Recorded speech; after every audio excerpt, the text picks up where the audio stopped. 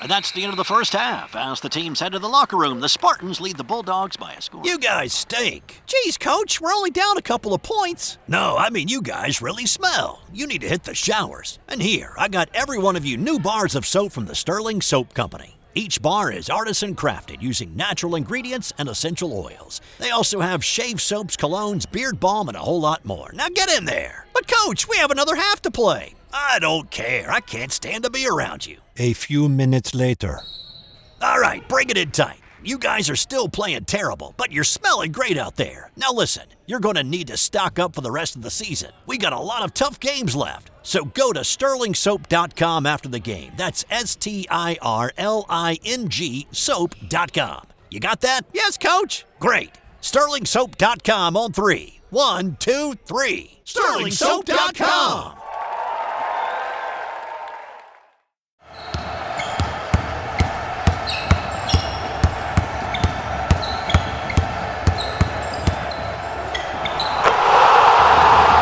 This is Basketball History 101 with Rick Loayza. Welcome back to award-winning Basketball History 101, part of the Sports History Network. I am your host, Rick Loayza, and this is a podcast where we bring to life some of the forgotten stories from basketball history. We are bringing old school basketball to a new school audience, and today we bring you the story of Charles Tarzan Cooper, one of the greatest players of the 1930s. In fact, according to some, he was the greatest player of the 1930s. Cooper was most well known for being a member of the famous New York Renaissance, or New York Rens for short. If you go all the way back to episode 2, we did a story on the New York Rens as a team, but for today, we will focus on Tarzan Cooper. Now, basketball was very different in the 1930s, which at this point is nearly 100 years ago. Cooper was only 6'3" or 191 centimeters. He is the same height as Steph Curry is today. Back in the 1930s, Tarzan Cooper was a big man. He played center for the Rens, but today a player of 6'3" like Curry is considered a small player and would not even be considered as an option to play the center position at the professional level. Cooper and the rest of the New York Rens were a barnstorming team that traveled around the country as an independent team, playing a variety of opponents and then selling tickets to those games as a way of funding their travel and paying themselves. They would sometimes play other professional barnstorming teams, and in some cases, they just played a local town team. Now, this is the way that barnstorming worked. In the 1930s, there were small local leagues, but large, well-funded, national level basketball leagues were still a thing of the future. Teams often just formed themselves and then they simply went out traveling and finding other teams to play. This is what you might call the Wild West era of professional basketball. Now, there was one thing we have to dive into because it was a fact of life in the 1930s in the United States. Back then, segregation still existed in many parts of the country. In some cases, the Rens would play a game and then have to drive as far as 200 miles away to find a hotel that would allow an all-black basketball team to stay. It was the same with restaurants. Very rarely would they be allowed to dine inside the restaurant. They either had to wait by the back door for the restaurant to make their meals to go or takeaway, but more often than not, they would go to a grocery store and buy everything they needed to make sandwiches on the bus, along with some sodas to drink. But let's get into Cooper's story specifically. He was born in 1907 in Delaware and then began his career in 1925 at the age of 18 when he started playing for the Philadelphia Panthers. After a couple of years, he switched to the Philadelphia Giants and then the Philadelphia Scholastics. In 1930, he moved up to New York City and signed with the New York Rens, and he stayed with the Rens for the next 11 years. And he completely dominated the inside, grabbing rebounds, starting the fast break, and scoring almost at will in one-on-one situations. He helped lead the Rens to the World Professional Basketball Championship in 1939. This was part of an annual integrated tournament held every year in Chicago that invited the best professional teams in the country. With Cooper manning the middle, the Rens took it all in 1939 and were considered the best professional team in the world. And that really meant something. Back then, black players were considered to be less intelligent.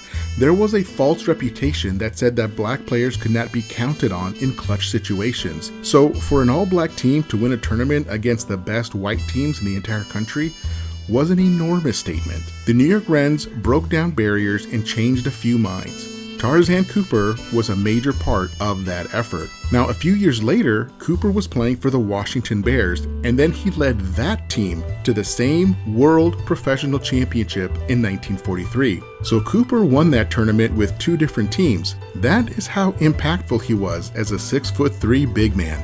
Unfortunately, when discussing the great players from before the 1950s, there is virtually no film of them actually playing. What we know about these players is what reporters wrote about in newspapers back then, or what eyewitnesses remember about those players. But Cooper was considered by all to be one of the best of the 1930s. To that, there is no disagreement. During his time with the Rens, they secured over 1,300 victories against roughly 200 losses. That's an average of 136 wins per year for 11 straight years. That is an almost unfathomable number of games being played year after year. The idea of load management was still 90 years in the future, because back then, if you did not play, then you did not get paid. This is why those old barnstorming teams would play as many as 150 games per year. Every single game meant money in your pocket. Joe Lapchick, one of the other legendary players from that era, played with the original Celtics, also out of New York City. With the Rens and the original Celtics being both from New York, they played each other quite often. The Rens were considered the best black team anywhere in the country, and the original Celtics were considered the best white team anywhere in the country. Joe Lapchick of the Celtics considered Tarzan Cooper to be the greatest center that ever lived, and Lapchick was a highly respected voice in basketball. Lapchick was the original head coach of the New York Knicks and then coached St. John's University for decades to great success. Lapchick personally witnessed every great player from the 1920s and all the way into the 1960s, and he put Cooper right there at the top. And Cooper retired from basketball in 1945 at the age of 38. He was inducted into the Naismith Basketball Hall of Fame in 1976, and he then passed away in 1980 at the age of 73. But the reason I want to do a story on Tarzan Cooper is because it goes back to the mission of this podcast. We want to bring old school basketball to a new school audience. And what that really means is keeping the memory of guys like Cooper alive and in the discussion of some of the greatest players who ever lived. He dominated his era to a degree that few players ever dominate their own eras. That is all you can ask for from a player. How well did he play against the competition of his day? In that respect, Tarzan Cooper needs to be remembered as the best center of the 1930s. His play helped pave the way for future integration within basketball. He, along with his Rens teammates, changed the way that many viewed black players. His impact on the game was significant and went beyond just the actual games themselves. And it's a shame that he does not get talked about more. But that is exactly why we do this.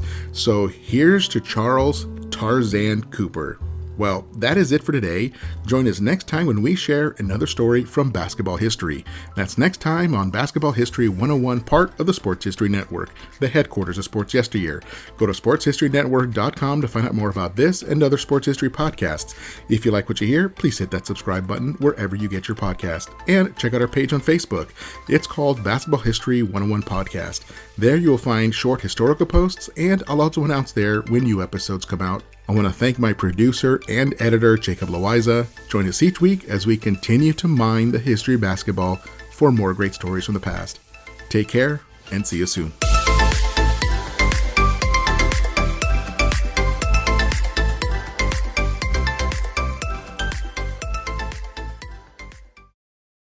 This podcast is part of the Sports History Network, your headquarters for the yesteryear of your favorite sport. You can learn more at sportshistorynetwork.com. Hey there, sports history fan. This is Arnie Chapman, aka the Football History Dude, and I hope that you enjoyed this recent episode presented by the Sports History Network and were able to learn some good old-fashioned sports history knowledge nuggets. I started the Sports History Network back in 2020 with the mission to help podcasters find a community of like-minded sports history nerds, as well as helping aspiring podcasters to start their own shows. We have a little bit over 30 shows on the network right now covering all sorts of sports history, but as far as I'm concerned, we're just at the toothpick in the ocean moment, that can't even figure it out because there's so much more coming. we wanted to create the ultimate headquarters for sports yesteryear, starting with Podcast Network and our website, but we're going to continue to move into other mediums as well. And here's the cool part, because we want you to be part of our team. So if you're interested in starting your own podcast, or maybe being a guest on one of our shows, or who knows, maybe even writing an article for us over on the website.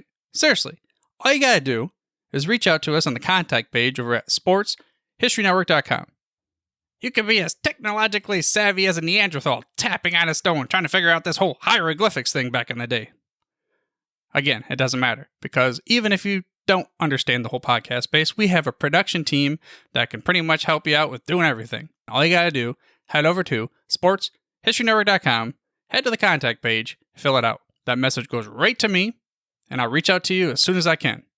But for now, dude, I'm through if you're through.